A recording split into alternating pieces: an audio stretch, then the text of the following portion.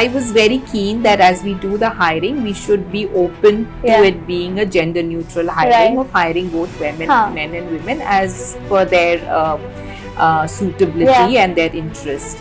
I initially faced a lot of resistance in that because the whole thing was, no, how can we have women for branch roles? So I've been a banker, I've been a NBFC lender, I've been part of the RBI, I've now been a VC investor. So I have seen it from different vantage points. I have a better understanding of how the other person thinks about it.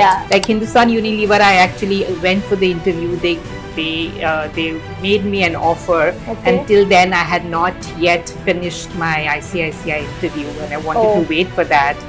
And they only gave me a day's time to decide whether I want to take it or not, and I said no.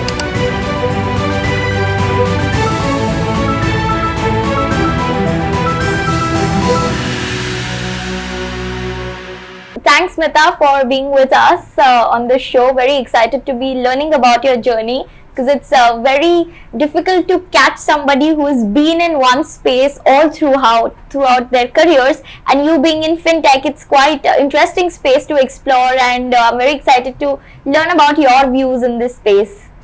Thank you, Radhika. I'm so delighted to be here and to speak with you. Thank you so much. So just starting off, I would want to know from you as to what was it in you which made you choose finance as a career. You did BCom, and many people, come from engineering or biotech and then decide, okay, finance is what I want to do. But how were you so clear right from the beginning? I think I was very clear about what I didn't want to do. So after school, when I was deciding my college admissions and what subjects to take, I was very clear I didn't want to take science, and I didn't want to do arts. So back in those days, there were only 3 options, and therefore the only option was to do commerce. I had very little understanding at that point, I must admit, of what commerce is, because most of the subjects of commerce were not taught in school. So accounts, eco was new. So I didn't know whether I wanted to do it or not, but I did know that I didn't want to do the other 2 options. And that's how I went into Sydenham and did my BCom. And along with, and then after that, by the time I was in my last year of BCom, I was then very clear that I wanted to become a CA. And then I, started off my CA journey. It all actually, I think, turned out to be exactly the way I would have liked to be, because after I finished my CA and I got an All India rank, I got lots of offers from many of the companies, and I went and interviewed with all of them. Like which ones? So Hindustan Unilever, Maruti, Udyog. There was a lot of banks like Citibank. There was all the DFI institutions like ICICI, IDBI, IFCI. But I was very clear at that time that like Hindustan Unilever, I actually went for the interview. They made me an offer. Until then, I had not yet finished my ICICI interview, and I wanted to wait for that. And they only gave me a day's time to decide whether I want to take it or not. And I said no, and they were quite surprised. And you said no at a time when you didn't have the offer from ICICI. I didn't even have the interview done with ICICI. But I was very clear that I wanted to be in financial services, and that's why I, turned down that offer. And ICICI happened, the interview happened, and I got the job. So it was really kind of exactly the way I wanted. And one of the reasons why I felt that my decision to join ICICI at that time, this was the year 1991, when the entire economic liberalization of India was just taking off. And ICICI as an institution was right in the forefront of everything that was happening on the financial services side.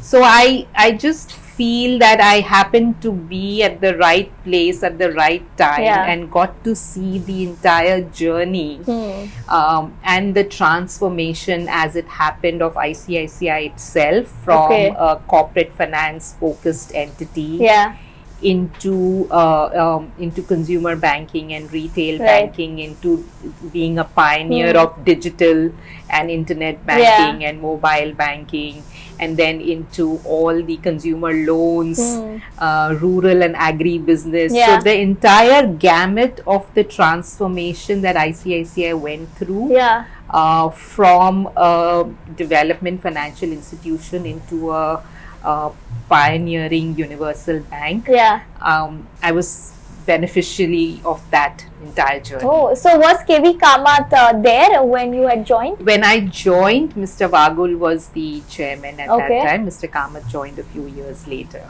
Okay.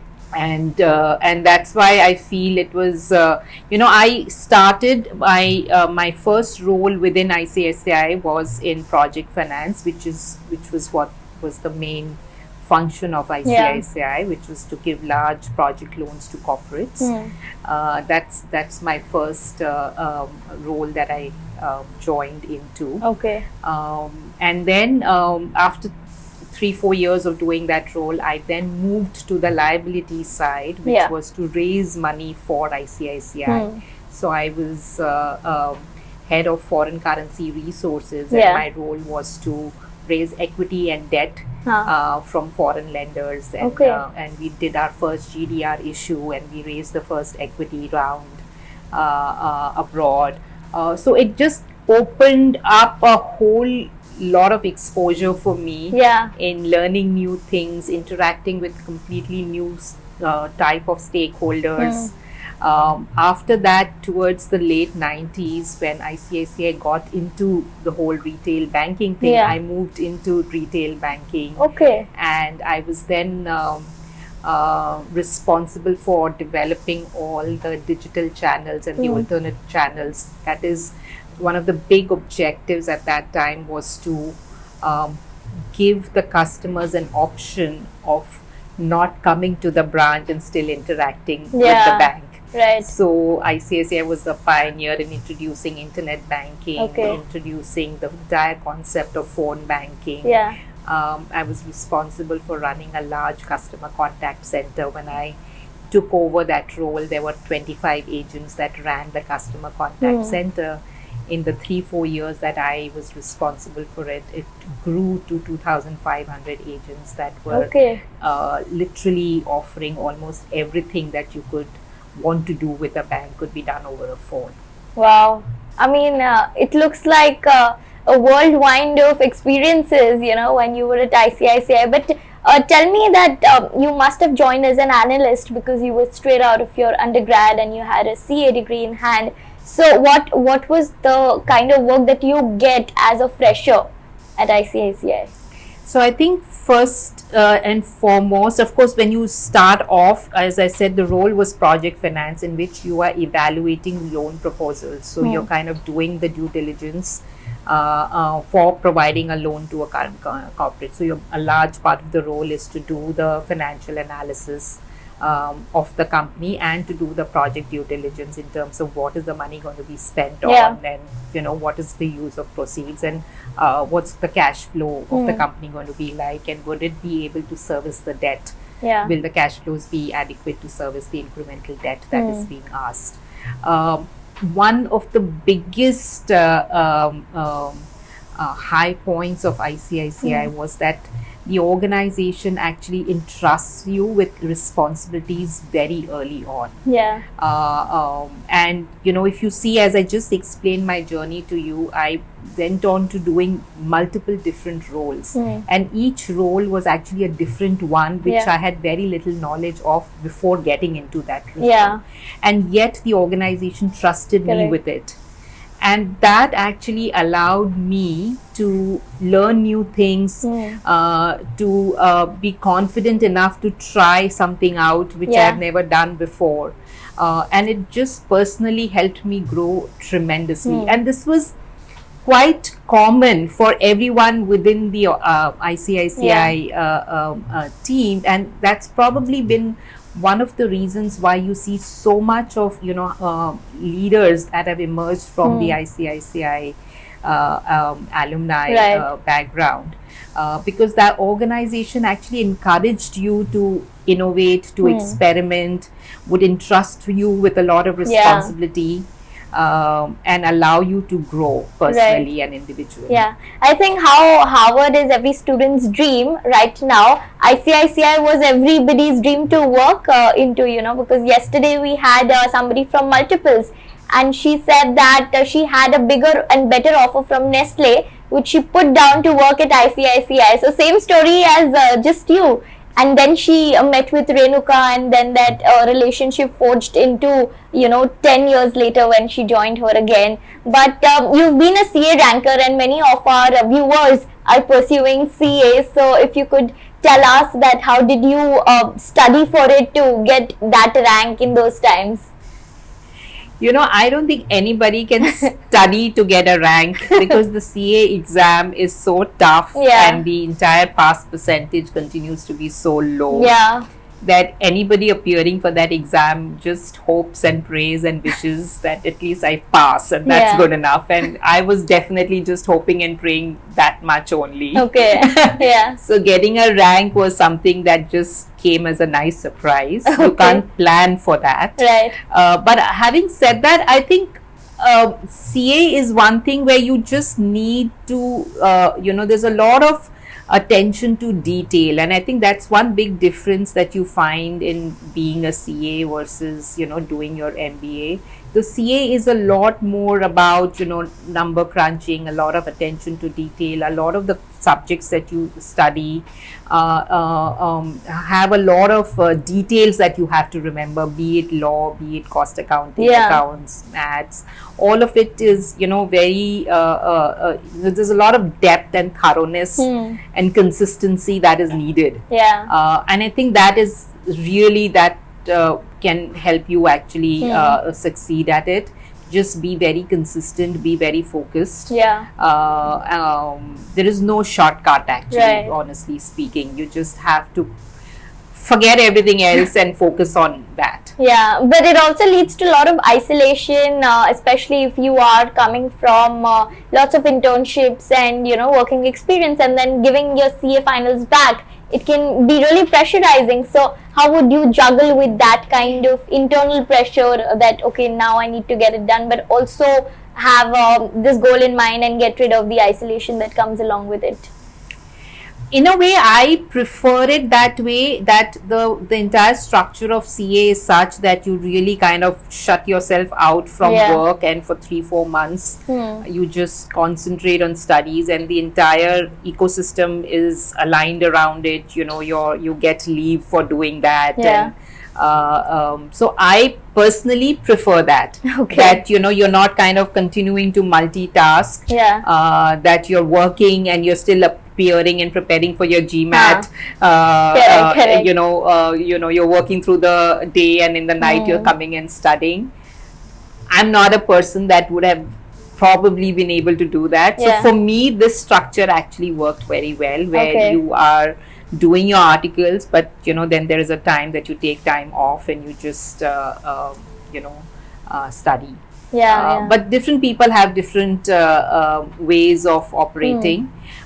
Even if you were to do a mix of both, which is that you're working during the day and then you're kind of studying in the evenings or in the night, it can all still be done as long as you are disciplined, you have a plan, you have a schedule of what you're working towards, and you stay disciplined about it. It can still be managed. Understood. But what is important is that focus and that discipline. Got it. And did you ever think of doing an MBA after your CA or while you were working at ICICI? So I actually thought of doing my MBA before I did my CA. So just in my last year of BCom, like everybody else, I appeared for the CAT exam, and I did get interview calls from IIMs, but I didn't get selected. I was heartbroken, disheartened, everything. The one lesson I've learned out of that experience is that when one door shuts, there are other doors that do open up. Yes. So don't ever let any kind of failure get to you. Yeah. I went on to doing my CA. I aced at it. Yeah. I got my dream job. So honestly speaking, it didn't really now make a difference whether or not I got that admission into IIM or not. Yeah, absolutely. But at that point, for sure, for me, it was a big deal that I didn't get it. Yeah, I know how it can be for a student, and I'm sure lots of people around would be facing this, but it's very important highlight that you've given, that it's okay, you can move on and ace something else if something else hasn't worked out. But moving on from ICICI, what made you choose Fullerton as your next working destination? So as I just explained, I had a fabulous journey at ICICI. I learned a lot. And Fullerton was actually a new subsidiary that Temasek from Singapore was setting up in India. So it was a kind of a fresh greenfield project. And so having been in ICICI for so many years, and over the years the organization tends to become very big, very large, very monolithic, very from being part of such a large, big organization, there was this excitement and this attraction that what would it be like to be part of a new startup-like organization where you can pretty much define what needs to be done and how, and you're not necessarily governed by rules and processes that have already been set in. So for me, that was the biggest attraction. And of course, at that time, startup wasn't a word or sort. So I now feel that was absolutely just like being part of a startup, except that we didn't have to go out and do fundraising. The capital was already committed. But the entire experience of building a business from scratch is something that I learned there, and it was tremendously valuable. Where you're actually defining your business plan, you're defining what your business model is going to look like. You are, hiring your team. I grew from a team of 1 to a team of 200. So it's literally everything you're doing. So were you like leading from the front? So there were 3 businesses in Fullerton. I was leading the rural business. It was called Gramshakti. So I was leading the Gramshakti business. So my role started off all the way from convincing the board that this is a business that needs to be done. Thinking through how and what will be our business model, what is the market competitive landscape, why we should do it, how we will do it, going out and then doing the recruitment, scouting for branch locations, creating the branches and the infrastructure, thinking about the technology that you need to have. And then going out and doing the pilots, and then finally the rollout. So it was that entire journey. Wow. And why did you choose to launch a vertical in Gramshakti? Why that area specifically? Was it because you'd worked with rural consumer banking at ICICI? So I did get my first exposure to rural and agri in my at ICICI. I was actually leading the rural and agri vertical at ICICI Lombard for their insurance business, and so my first exposure to the entire rural economy and the opportunity was from that. At Fullerton, my entire thesis really was that if we want to be a meaningful lender to the underbanked, which was kind of the overarching vision, that we need to provide credit to the underserved and the underbanked. Then I thought that being in the tier 3, 4, 5 towns is very important, because bulk of India is there. If we only focused on the larger cities, of course that's a great opportunity and there's a lot to do there. But then there is an even bigger opportunity that's outside, and we should absolutely make an attempt to cater to that. So while you were pitching this idea of Gramshakti to the board, what challenges did you face when it came to convincing them to actually put it into action? So the biggest challenge really was that is this something worth doing? Isn't it too risky? That was the biggest hurdle to cross. Are we getting into something that is too difficult, too complex, and too risky to do? Okay. And I think the way the decision finally converged that it's worth doing was we looked at the size of the market. We looked at models from other countries. I traveled to Bangladesh for their microfinance, the work that they had done there. I looked at Indonesia, again, there's large institutions there. And of course, I spent a lot of time understanding and evaluating the market in India itself. What are the white spaces that are there? What is happening and what is not happening? And why we could have a model that could address the risks at the same time actually offer a product that has a high need and a high demand. Understood. And then when you started implementing it, what kind of milestones did you achieve through this project, and what made the board do it over and over for the other years also? So I think we took the approach of actually setting up 5 pilot branches, and then monitor the performance of those pilot branches over a year. And I think that was the clincher that convinced that this works, because there is no better proof than actually doing it and demonstrating the impact and the traction that you can achieve.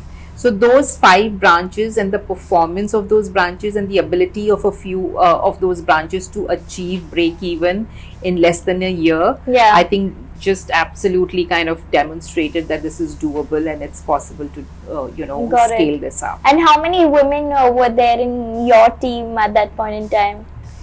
This is so interesting and I'm glad you asked this question. So we were scouting for branch locations, and then we were thinking about the design of the branches. So one of the important aspects of our branch design was that along with the branch office, there would also be living area for the branch employees to stay. Because we wanted to recruit locally and not kind of hire in Bombay and then send them to work in a particular location away from Bombay. We thought it's best that if we hire local people so that they are familiar with the geography, with the context, with the surrounding. And if we are and when we say locally, doesn't mean immediate local. It could be from around 100 kilometers, but people from that background of being in small towns or being in rural areas, hire that profile of people. And we felt that if we gave them living accommodation also, it will become an attraction for them to join. At the same time, it's a productivity and efficiency enhancer, because at least that's one hassle that's off your head. And you are then kind of just focused on doing your work. And the way the branches work in the rural areas, you have a lot of collection calls that you're doing early in the morning, or you're going late in the evening to meet your customers. So if you have your house situation taken care of, it becomes very efficient. And I was very keen that as we do the hiring, we should be open to it being a gender neutral hiring, of hiring both men and women as per their suitability and their interest. I initially faced a lot of resistance in that, because the whole thing was, how can we have women for branch roles? Who was questioning this? Across the board, I would say. And then when I probed, I figured out it finally boiled down to many issues like, but then we'll have to make separate living arrangements. What about separate bathrooms? Then the cost will go up if you have different bathrooms. So it was things like this. My God. Nobody asked that for a man, I mean. So I had to kind of continue to persist that it is worth doing all of that, because we will finally see a more balanced team. And if we are targeting many more women as part of our customers, it's equally important that we have women as part of our team as well. And we did it, but it was very interesting to see how what may be obvious to you is not so obvious to everybody else around you. Yeah, I know. I mean, I couldn't even think of this question. The cost will increase if we put up a separate bathroom and have women for their, living shit. But how long did it take for you to then become a general neutral in terms of hiring? So it did take time, in the sense, no, the gender neutrality in the hiring continued from day one. Yeah. But of course, we started with a much fewer proportion of women. I mean, the proportion of women in the branch roles was lesser than the men, simply because the availability and the interest was more from the men and less from the women. Okay. So that's fine. If the applicant themselves are choosing to not join, that's their call. But as an organization, we were gender neutral in saying that we are open to finding the right candidate, irrespective of the gender. I think that is the most important thing. Yeah. And then you happen to even join the cancer in the Indian Cancer Society and launch the Cancer Cure Fund, which happened to be a huge project. So how did this interest come about in the cancer space? Is there a backstory to it? So, after Fullerton, I had taken a sabbatical for a few years because I wanted to, just spend more time with my kids. And while I was on that sabbatical, I actually,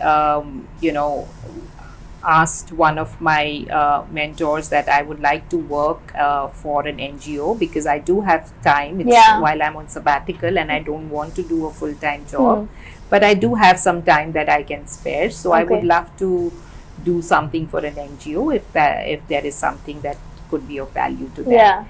And so he introduced me to Indian Cancer Society because he was one of the trustees there. And his ask to me was that you come from a financial services background, and so why don't you help Indian Cancer Society with fundraising? Right. And as I got to know the institution better and what work Indian Cancer Society did, it's one of the oldest cancer NGOs in our country. And it did a whole lot of work in creating cancer awareness and doing cancer screening, in rehabilitating cancer survivors. One of the big, problems that they would face is there used to be a lot of poor patients who would come from outside of Bombay and from all parts of the country into Bombay to seek cancer treatment. Many of them would come to the Tata hospital. And one day I was seeing that there would literally be, people sitting on the pavements outside of Indian Cancer Society and outside of the Tata hospital. And these are people who are cancer patients and their caregivers and their relatives who are waiting there to get treatment, but they cannot afford to get the treatment. So Indian Cancer Society wanted to obviously do something for that. Cancer treatment, as we all know, is very expensive. So giving a small token donation is not going to be meaningful. And that's what Indian Cancer Society was doing at that time, that anybody who came, they would give a small token donation of a few thousand, like maybe 10,000 or 20,000, because that's all that was available for them to give. But that is actually quite futile, because that is not meaningful enough for them to make any headway with any kind of treatment. So what was required was a significant sum of money that could be given for treatment of these patients. And that was the problem that I had to solve for, that how do we raise a significant amount of money over a sustained period so that we could fund the treatment of the poor patients. Wow, that's such a noble cause. And then how did you happen to do it? And so we actually did a lot of brainstorming and idea generation of how to solve for this problem. And we were very fortunate in finding a partner with HDFC Mutual Fund, who actually offered to partner with us. And So it was a very interesting partnership. So HDFC Mutual Fund was the #1 fund house in the country with massive distribution and massive client base. Indian Cancer Society was a very credible NGO which had access to the doctors, hospitals, as well as had the ability to screen the needy patients for genuineness of what they needed. And so the first cancer mutual fund, a debt mutual fund, was launched by HDFC Mutual Fund with the approval of SEBI. Where the investors put in money for a 3-year lock-in, and they earned interest because that money was invested in debt securities, and they earned dividends. And they opted to donate those dividends to Indian Cancer Society for treating poor patients. Wow. It's such a unique structure. It was a very unique structure. It brought together the power of the HDFC Mutual Fund brand in creating that credibility to get investors to put money. And Indian Cancer Society actually provided the entire governance infrastructure to ensure that the use of money was going for the right reasons to the right people. Because a lot of us would like to donate, but there is always a hesitation on the part of somebody who's donating that will this be used by the right person for the right thing, You're always hesitant about that. And I think this structure provided for that. It was all done very transparently with a lot of and it just turned out to be an incredible way to solve that problem. And this has run for more than 12 years now. And it has impacted over 10,000 patients till date from all over India. And we all know that cancer is a disease that most people dread. The good part is that it is curable and there is treatment available. But it is so disheartening that if you know that you have cancer, you can treat it, but you just don't have the money to do it. I know. So I think that has been the most fulfilling and the satisfying part. That we were able to truly make a difference in the lives of so many people, not just that individual who's the patient, but the entire family is impacted. And many of these people are actually breadwinners for their family. My God. I mean, I didn't even imagine that it's such a pity in not just our country but many countries, I'm sure, and such projects have really helped people cure themselves and live their life. It's such an important cause that you served for. I mean, I feel like being a part of it now. Is it still there? Yes, of course. So you can absolutely, in any form or manner that you would love to volunteer at Indian Cancer Society, please feel free to That's nice. Get in touch. Surely. I mean, such a good thing you raised today. It's very mind-changing thought.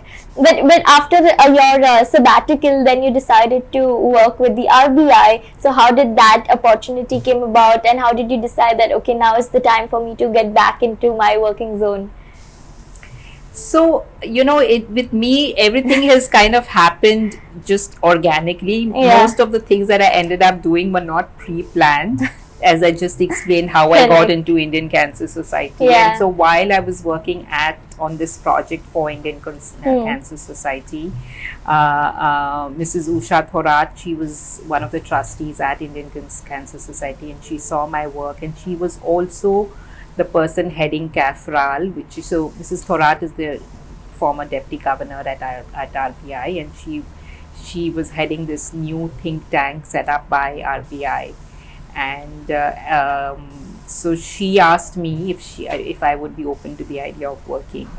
And that's how that opportunity came about. And again, it was something completely new, very different from everything that I had done before. But just that excitement and that challenge of, hey, let's see what is it that I can learn and contribute, kind of made me take that up. Wow. And having been part of a large bank or large NBFC like Fullerton, it was a very refreshing change to get to see how a regulator's perspective is and how does a regulator think of systemic risk and get a 360-degree vantage position of the entire financial services and banking industry from that role within RBI and CAFRAN. Okay, but did you find it challenging to work in that government environment, because you came from a background where you were working with a foreign fund in India and the team was very different? So how were the work dynamics in that case? It was different for sure, but it was also something that was not difficult to adapt to. I think one of my personal traits is, I must mention this to you, that as a child, because my father was in a government job, he used to get transferred very often. So I ended up going to 8 different schools during my entire school stint of 12 years. And so I think I, as a person, I'm very comfortable being put into new situations and adapting to new context. Because I did that every 2 years in going to a new school, making new friends, learning a new language as well if you moved across different states. So I think I, as a individual, I'm quite comfortable adapting. So I wouldn't say it was difficult at all. Of course, there was a lot of things that I didn't know. There was a lot of new things I had to learn. But if you are clear about why you're there and what you want to get out of it, I don't think anything is impossible or tough to do. So what's one of the most valuable lessons that you've learned from your stint at RBI, working with the governor? I think the biggest lesson is to get that perspective of,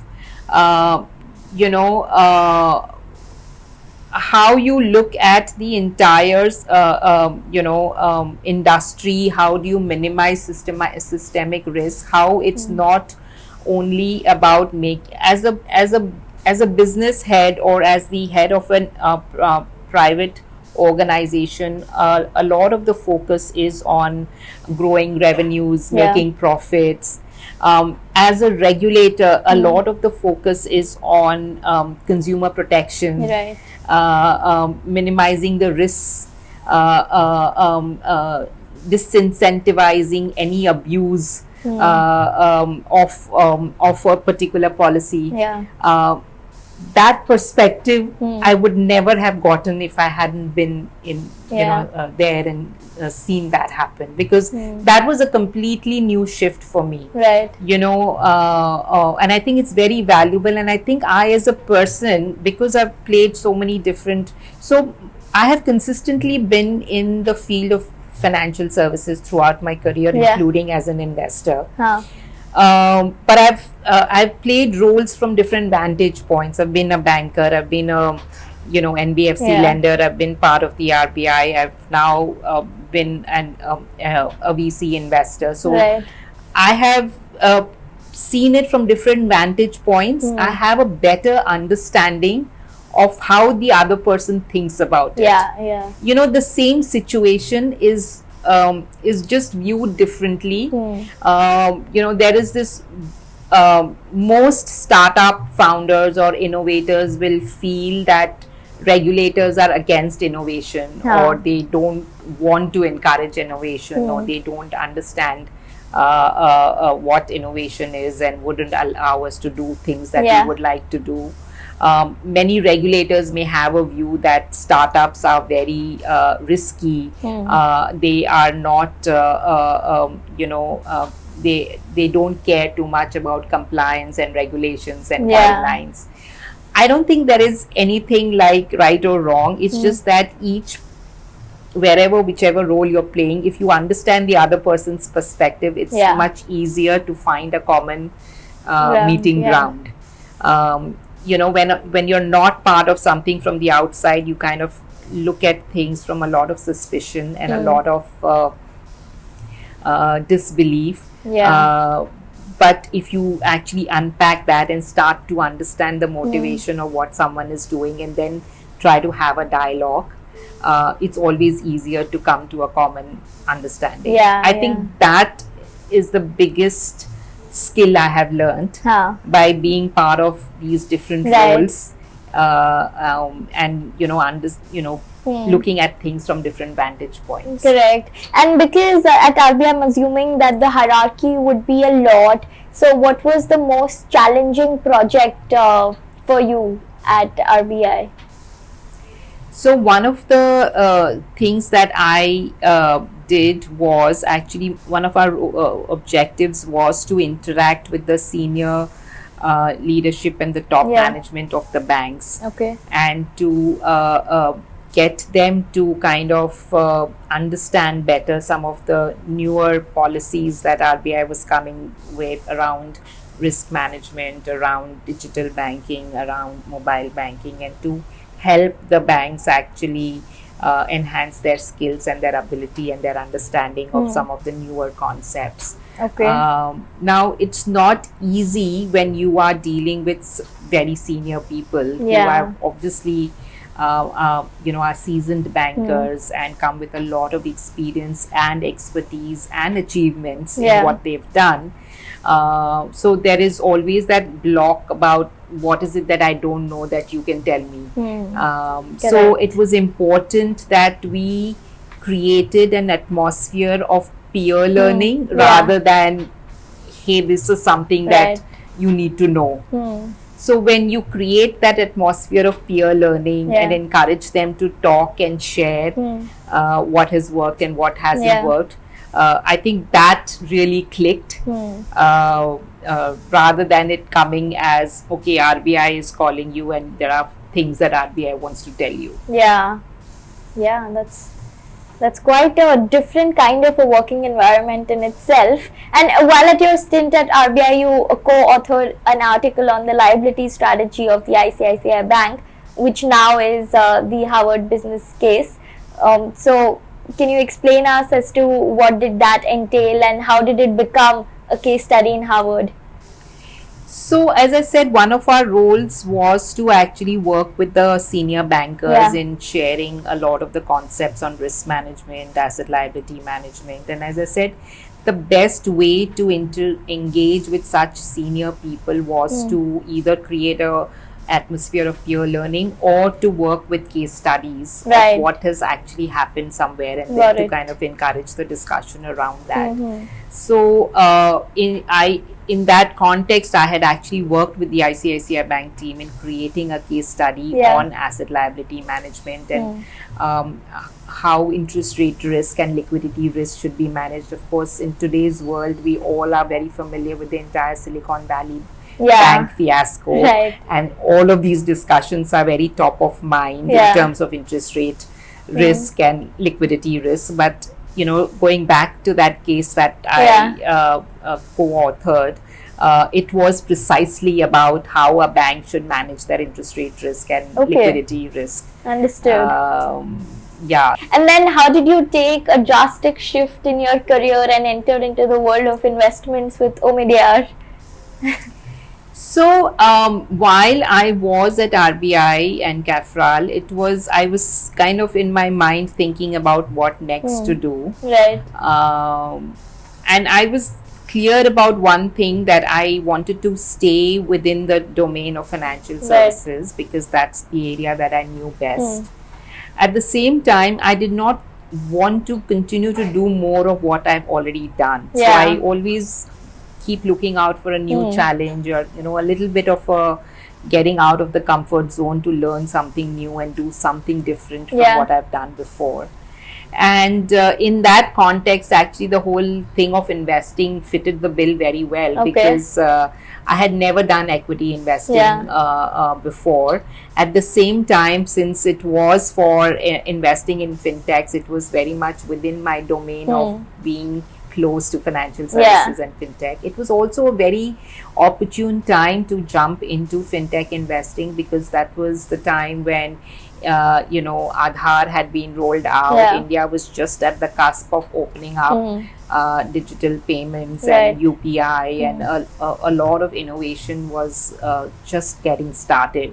So I just thought it was a perfect time to jump into trying something which is related to what I've done before and leverages my expertise. But at the same time, there's a whole lot of new things that I will end up learning and getting exposure to. So why only Omidyar and not some other fintech fund in 2016? It's because I got approached by them. Okay. So they reached out, and as I started to learn about what they are doing, I found it very fascinating and exciting. And that's how it worked out. So which was one of the most enjoyable project that you worked on while at Omidyar? Which founder did you speak to maybe, or what kind of deals did you source there which were really nice and now have grown into becoming big companies? First of all, I must say that I have tremendous respect for anybody who's a founder and an entrepreneur. Because I just feel that it is such a tough job to do.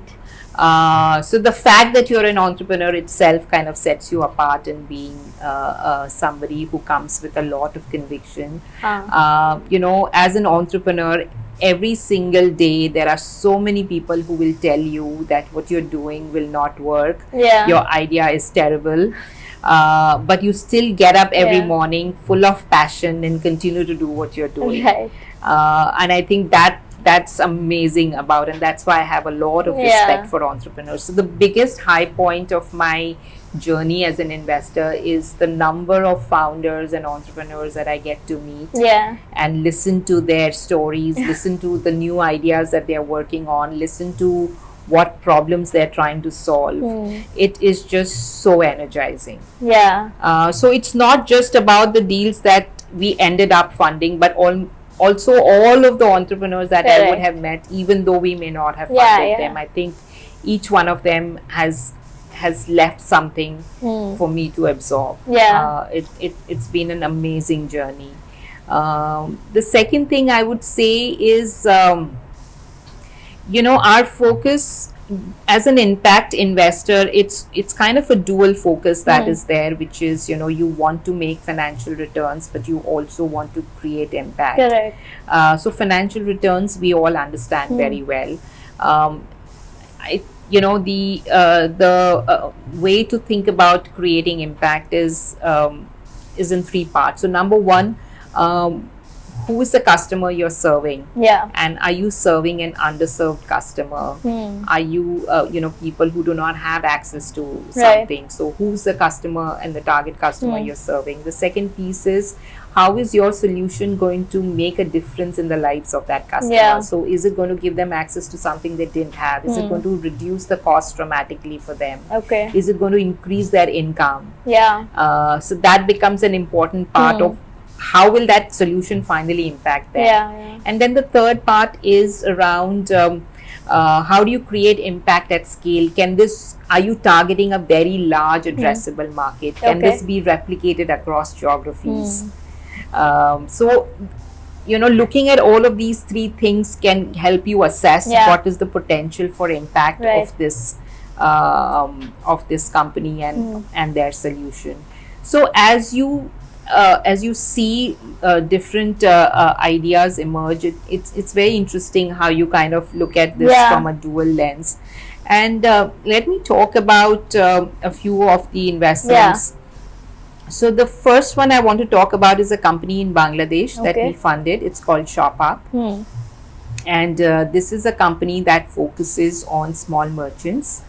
And it provides a range of solutions for the small merchants, because for the small merchants, the first biggest hassle really is the demand generation side, and how do you solve for the demand generation and their ability to continuously attract customers. Now as soon as you solve for that, then you start to realize, well, the demand is there, but you simply do not have a good sourcing engine. So then you solve for the sourcing side. So they work with small kirana stores in Bangladesh and help them with their sourcing, with their logistics, with their working capital finance. So what is interesting is that we funded this company at the seed stage, and they are now, beyond Series B. So it's very interesting to see how, and I think that's the second biggest advantage of being an investor and an early stage investor. You can actually see a company evolve and grow in front of your eyes. When you have a seed of an idea or a germ of an idea, and then you actually see it expand and grow, and along the way you see many things that you thought will happen didn't happen, but many other things that you had no idea have happened for the better. So that's a very exciting thing as an investor to see. Understood. And fintech being a very broad space and you being an investor in it for a longer term, what kind of sectors under that do you see are emerging as a class of investment? So there's a lot that has happened in fintech. Of course, the early evolution of fintech was the whole idea of digital payments, and it started off from the concept of agent banking, and you had cash in cash out points for agent, where you could transfer money through your mobile and cash out. Somebody sending money from a city to a village, you would have agents where you could cash out. So that was the original form of how fintech started. And then since then a lot of things have evolved. We've seen the entire space of lending has dramatically transformed, because you now have a lot of use of data which can be used for underwriting. Initially, earlier, lending was restricted to only those people who had a credit bureau score, which means that you should have borrowed before to get a new loan. But how do you start that cycle? If everyone is saying that I'll give you a loan if you've already got a loan, then somebody has to give you the first loan. And so I think the entire fintech innovation really helped to break that cycle of, how do you assess the credit worthiness of new to credit borrowers? So how do you use alternative data? Use their, for example, if you have the digital trail of the payments that they have been making, if you have the digital trail of the sales that they have been making, you can use that information to underwrite the credit worthiness of an individual, and you don't have to necessarily only rely on the credit bureau score. Understood. So a lot of transformation has happened in the digital lending side. InsurTech is another space that we are seeing innovation in terms of offering embedded bite-sized insurance. So when you're booking a flight ticket, you get an option that would you like to buy insurance for this flight? And then if a flight is delayed, even without filing a claim, you get an intimation that your flight has been delayed and you're entitled to this claim. So it's kind of turning a lot of the concepts on its head. Then there is the whole idea of embedded finance, which is really around how finance can be available in the context and in the moment when you need it. So when you are shopping, for example, at a store or online, and an offer for credit and an offer to pay that amount in EMI can be made in the moment. Got it. And how are you seeing fintech in the space of healthcare? Because that again is a big opportunity, and like you said, for flights you have InsurTech. I'm sure for health that is more of a necessity there.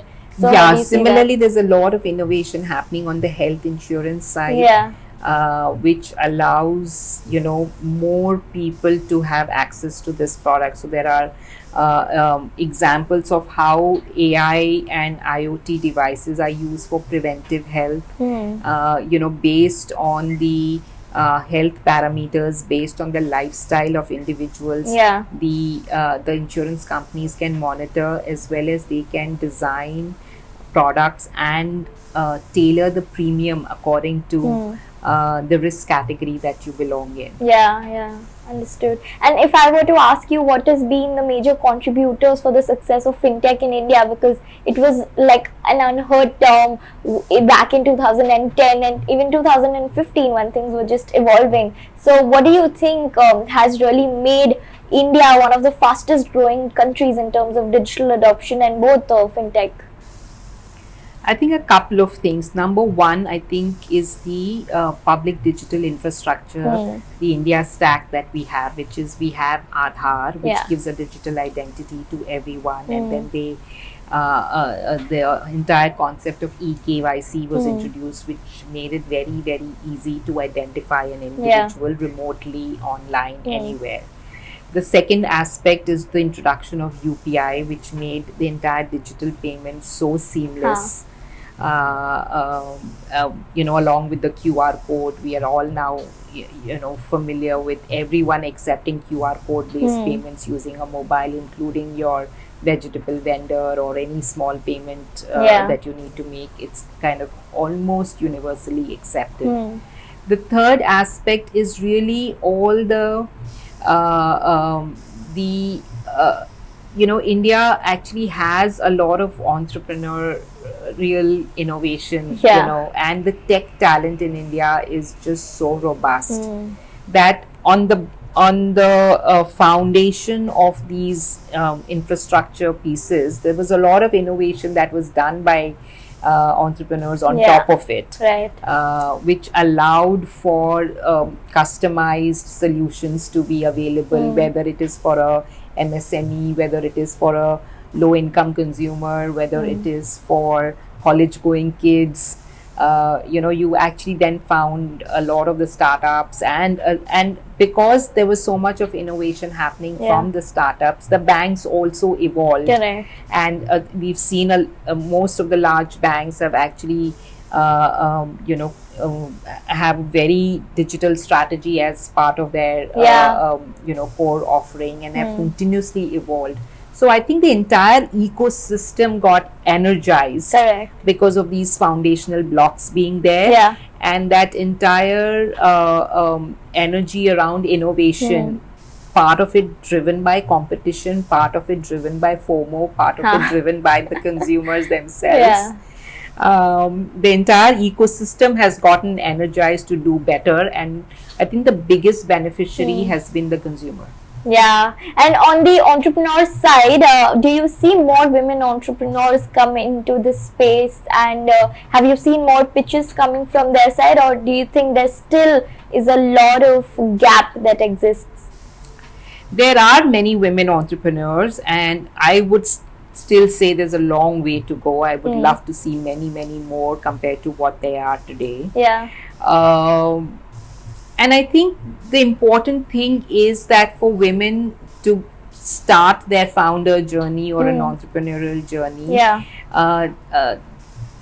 you just have to kind of, start with a lot of conviction and a lot of support system around you, because being a startup founder is even more difficult than having a full-time 9-to-5 job.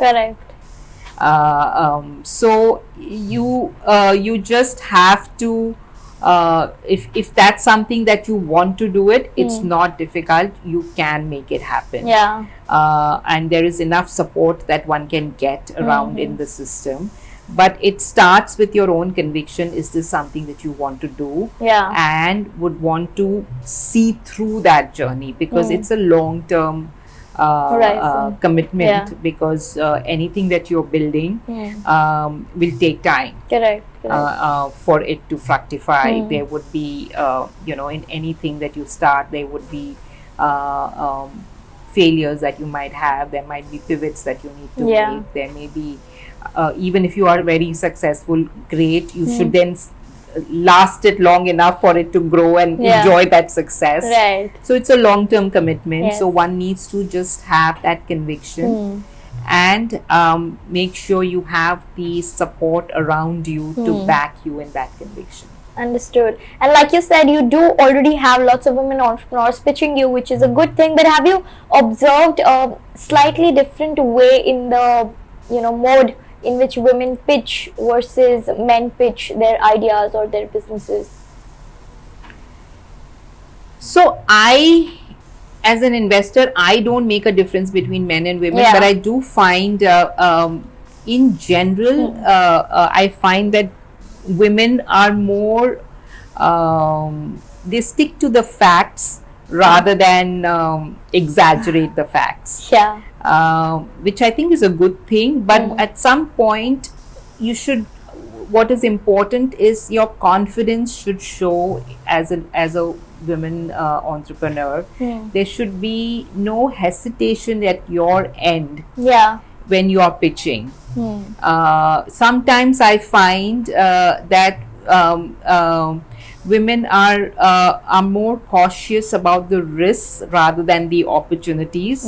Even though it's the same, it doesn't matter. Whereas the men will end up focusing much more on the opportunity and less on the risk. Right.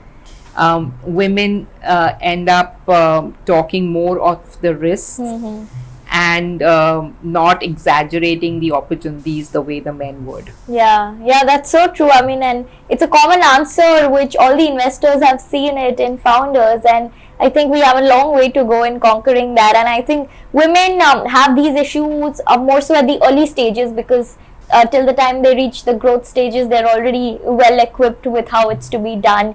But speaking of, how do you help your portfolio companies be gender diversified? Because yesterday only I was speaking to this lady, and she says that we try to hire more CXO level people who are women in our portfolio companies to really push the gender diversity agenda and to have more women into the workforce. So what kind of work are you doing at the fund level? So my own approach with the portfolio companies is always to kind of work from the top. To convince the founder and to kind of create a team at the top level first, because it automatically starts to percolate down if you have more women in the leadership team. So I have found that to be very effective. And the other advice that I always give is don't try and have an approach of reservation to say that we will have so many women in in these roles. Don't follow that process of saying that, because there are many things that one needs to consider, and you face a lot of resistance if you try to kind of follow that mindset of a reservation to say that these roles are only for women and these roles are only for men. Also, if you try to define roles specifically for women, you're limiting it by what you think is the right role for a woman. So my advice always is leave it open, focus on the input funnel, not on the output. What I mean by that is make sure that there is at least half of the people who are called for interview are women. Whether or not they are selected will be determined by the merit. But make sure there is enough representation in the input funnel. That's actually a good point. I mean, and you can create a better and bigger change at that input level, because the output is something you might or might not be able to control as such. And there's much lesser resistance to this idea. Correct. Because and it also works very well, because what would happen is then you might be surprised by what you will get, because as I said, if you predefine that this role is good for this one, you're limited by what you think is the right thing. Whereas if you follow this approach of just giving an equal opportunity, you might actually get very good talent in roles that you had not thought of. Correct. That's very good input, to have people at the input level. And I think that is really where the problem is. People don't have enough coming in the input. Then there's no way you can have a person getting selected. Absolutely. No, that's true. And when it comes to assessing founders and evaluating their businesses, what are the top 3 or 5 things that you would look at as a fintech investor in a fintech business model? So as an early stage, investors, so there are different, at different stages of the company, there are different things that one looks for. So at the seed stage, the founder profile is the most important thing, the background, the experience. And for me, what is very important is to test for what is the motivation of the founder. Huh. Why is the founder doing what he's this? doing, yeah. And the whole idea of the founder market fit, is this person the right person to solve for this problem, and what is that motivation? And the reason I feel motivation is important, because that defines your conviction for doing it. And along the journey there will be lots of hassles, a lot of roadblocks that one would face. If your conviction is strong, you will be able to ride that through. But if you don't have the right motivation and you don't have a strong motivation, it's very unlikely that you will be able to ride through those rough patches. Yeah. And what could be some of the rough patches that the fintech founders could encounter given our landscape in India? Although it's very supportive, but how do you envision it for the future? It's not different from any other business. I think first of all, financial services is a regulated industry. Keeping your business model in line with what the prevalent regulations are is very important. And you have to constantly evolve and change according to what the regulatory guidelines are. And that, I think, is an important aspect that the founders need to be cognizant of. Right. So sometimes a regulation could go completely in your favor. Sometimes it could actually disrupt your business model. And so one has to constantly kind of be able to adapt and evolve. But keeping in mind that that's a hygiene factor that you need to be compliant. Yeah. But if I were to ask you, like, without taking the names, of course, since you're on the boards of these companies, what's the kind of gender diversity that you have? Most of them, I'm the only one. Okay. Oh my God. Tell us a little bit more about that. Like, have you ever faced any kind of unconscious bias being the only woman in the room?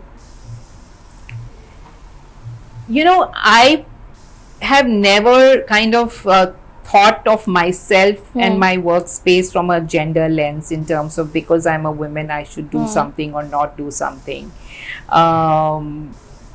As far as other people are concerned, I have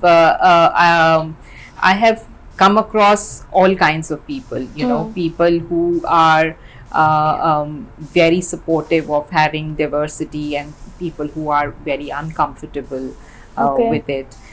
What is important, one of the things that I have learned is it's important to be aware that there could be people with whom these biases may exist. The reason it's important is, if you are aware of that, it helps you process behavior and process situations better. So let me give you a simple example.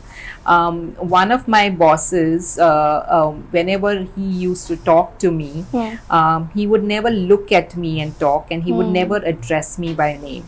Okay. He would as if he was not talking to me, even though the matter was pertaining to me and it was concerning to me, and the person would not be looking at me and talking to me or addressing me. And the initial thought always is something is wrong with me. But then I realized actually it's not something that's wrong with me. It's that this person is uncomfortable having a senior woman leader around him. And if you understand that, it becomes easier for you to process what is happening. And I politely pointed this out to him, and over time his behavior changed. Okay. Yeah, I think that's where communication becomes the key. And it's communication becomes the key, and your recognition of what is happening is important. Because if you don't recognize what's going on, you might actually end up on a wrong conclusion. You might actually think that it's your fault and keep being in that guilt for long, and the problem would be the problem forever. And again, coming back to the point I had made earlier, some things that may be very obvious to you are not so obvious to the other person. So it is always good to spell things out. Another very funny thing I must tell you, that when I had joined the Reserve Bank of India, they used to have in the washrooms there used to be 3 categories: men, ladies, and executives. Okay. And so it was assumed that all the senior executives were men, and so the executive toilet was supposed to be for men. Okay. My God. So of course things have changed over time and over the years, but you know, these are little things that you know, one finds, and the changes happen if you point it out, if you make people aware of it. So many of the times when I find that there are unconscious biases in the conversations or the way people behave, it is truly unconscious. I actually find that it's not that people have something against someone, it's just that they're simply not aware of the impact their behavior is having on someone else.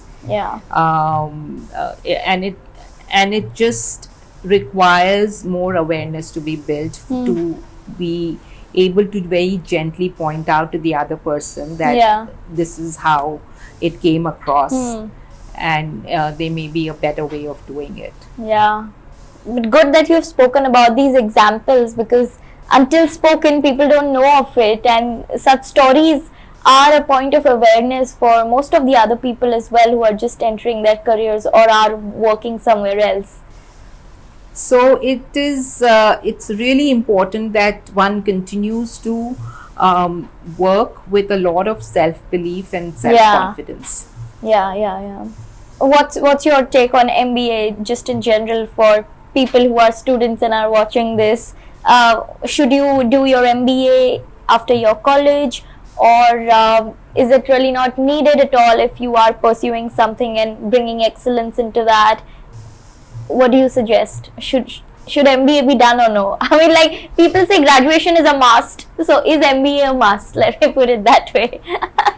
It's hard to answer that question. Different people have different objectives, and it all depends on what is your personal objective that you want to solve for. So different people go with different objectives. So for example, some people do an MBA to build their network. You know, you go to a high profile B school, you kind of become part of a very you know, large network of alumni that can open a lot of doors and give you a lot of connections, and that is indeed very powerful.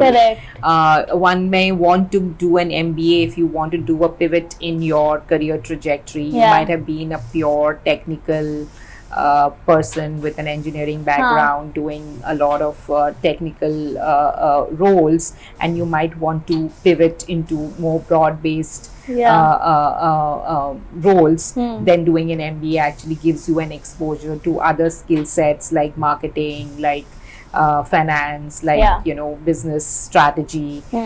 So it's an important you know, way to kind of accelerate that pivot. If you go for an MBA, you can actually shift gears in your career. So it depends on what the objective is, and therefore whether or not it makes sense for you. Got it. With this, we move into the rapid fire round, which is like the last segment and the most interesting one. So starting off with the question that what's been your most fond childhood memory?